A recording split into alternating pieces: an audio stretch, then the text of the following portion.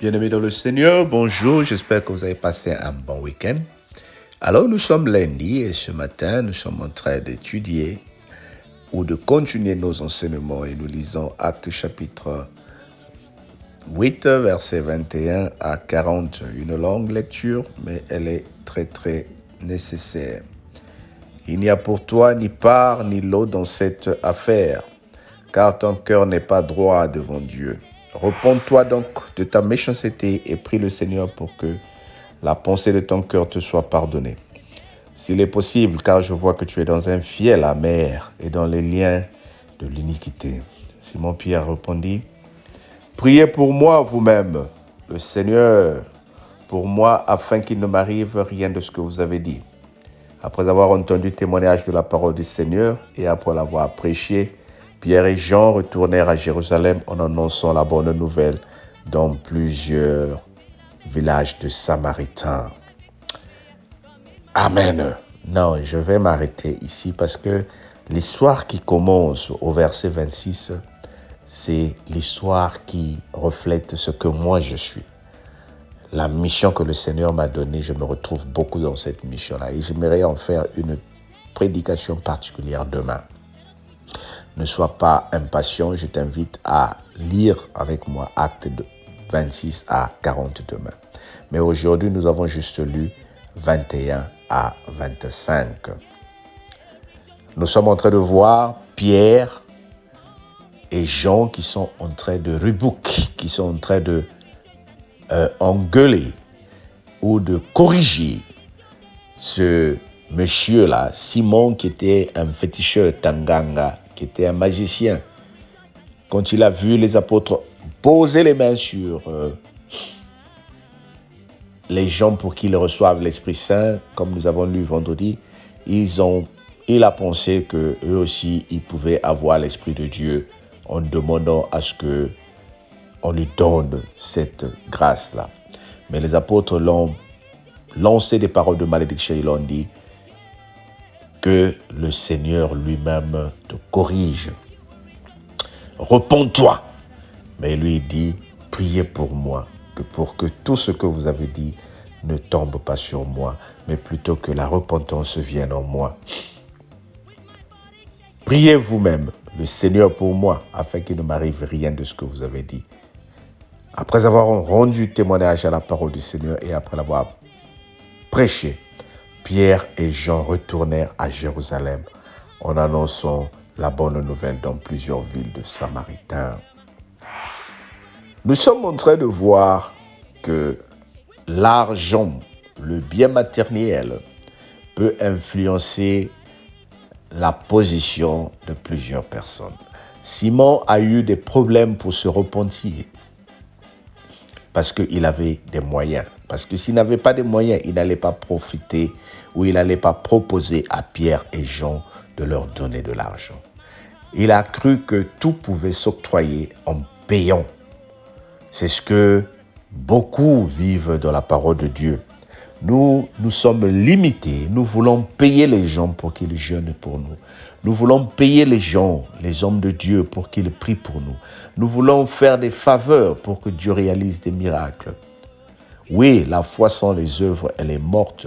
Mais ce ne sont pas nos œuvres qui feront que nous allons dans le royaume des cieux. Mais c'est notre foi.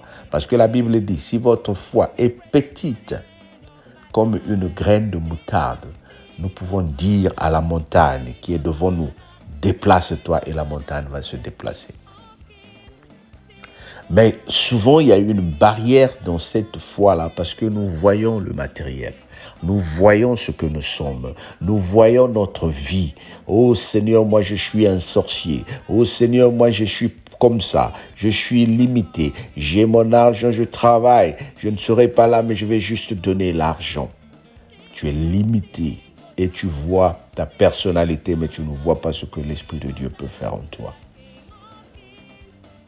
Que toutes ces barrières-là qui peuvent être entre nous et la foi puissent être brisées et écartées de nos vies. Comment? Mais en laissant juste l'Esprit de Dieu nous guider.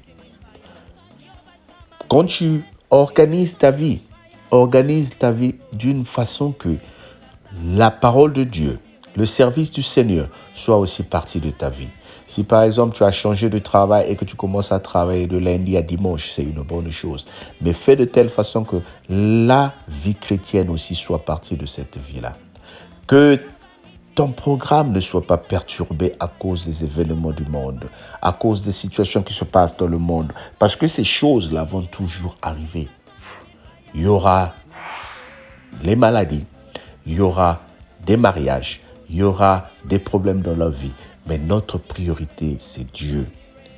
Ne vois pas ce que tu es. Ne vois pas ta position devant le Seigneur, mais vois ta foi. Comment elle est. Elle est en train de grandir ou elle est encore limitée? Simon ici avait la grâce de se repentir et d'être admis dans le cercle des apôtres pour faire la volonté de Dieu, pour annoncer l'évangile. Mais il a vu sa personnalité. Il a raté une grâce d'imposition des mains où lui aussi il pouvait recevoir l'Esprit de Dieu. Ne passe pas à côté de cette grâce-là, bien-aimé, quand tu arrives à l'église. Ne passe pas à côté de cette grâce quand tu arrives dans les milieux de prière. Vois plutôt cette foi que tu as, quels que soient les problèmes. Vois la petite foi que tu as et dis, Seigneur, avec cette petite foi que j'ai, elle va grandir et je vais déplacer les montagnes de ma vie.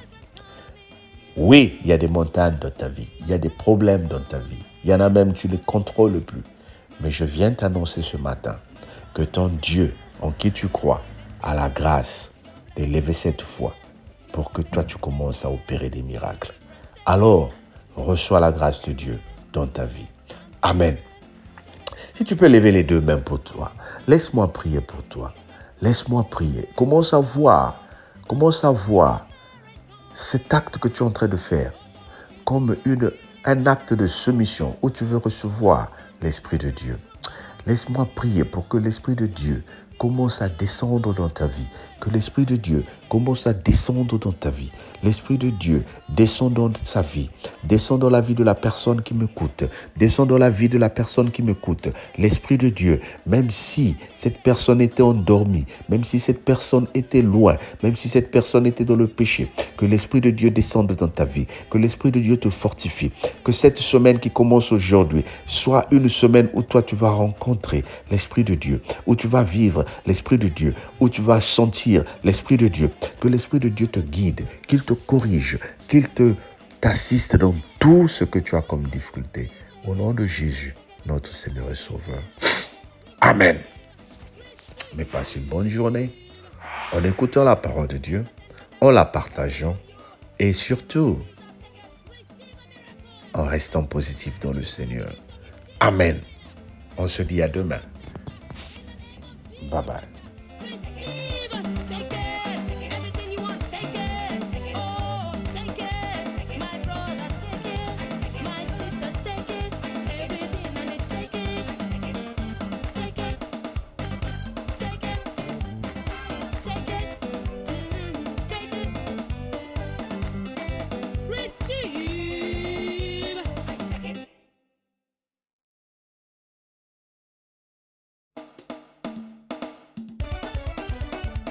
We have victory in the name of Jesus. Hallelujah.